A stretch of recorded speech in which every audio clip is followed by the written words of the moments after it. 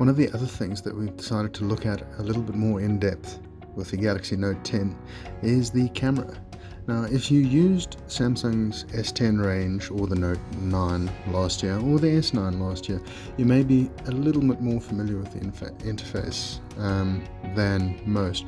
For everyone else, this handset has three very specific modes for the sensor. There's 2x optical zoom, which is great for getting your shots off at a distance without losing much quality.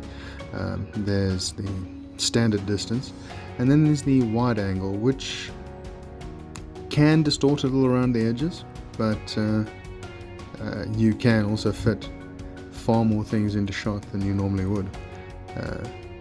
There's video, live focus video, super slow-mo, which really doesn't like the fluorescent lighting here. Then there's just slow motion, hyperlapse, which is what we used to film our Lego video the other day, and then a couple of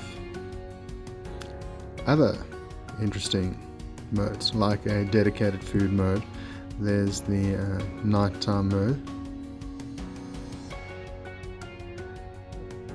panorama, and then the Pro mode, which has all of the settings you could possibly want in one place with a collection of easily adjusted sliders. Samsung's also got a 3D scanner that'll let you 3D scan a small object and turn it into a little device that you can manipulate.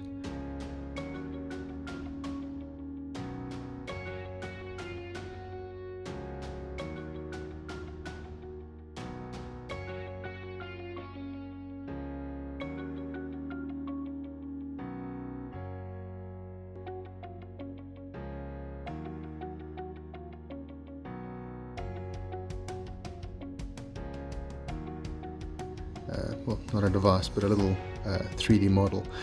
We rushed this one a little bit, which is why our Kaspersky Bear has such a malformed face. But still, not bad for a handheld 3D scan. You could 3D print this.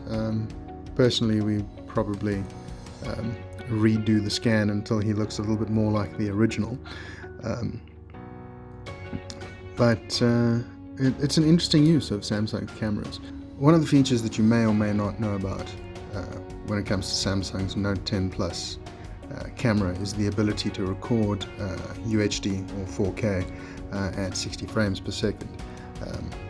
That is not enabled by default. We've got it enabled here for the purposes of this video, but you'll go into the camera settings, go to rear video size, and you'll change it from FHD 60 FPS to UHD 60 FPS. Then you just need to make sure that you've got enough storage space on your device to hang on to all of that high quality video that you're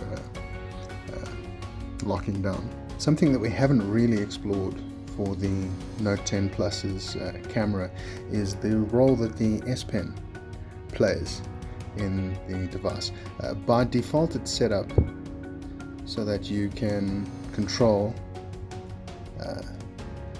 various functions on the device, and I appear to have started a video recording, but you can switch between modes at a distance using nothing but the S Pen, and once you have selected your option, you can use the button on the side of the S Pen to take your shot, making this quite a versatile camera to photograph things that you want to be in yourself, provided you don't mind propping your phone on a wall and trusting that it's going to stay safe until you're finished taking your shots. If you place your phone correctly, you can even switch between the front and back cameras with a double press of the S Pen. And that's Samsung's Galaxy Note 10 Plus camera.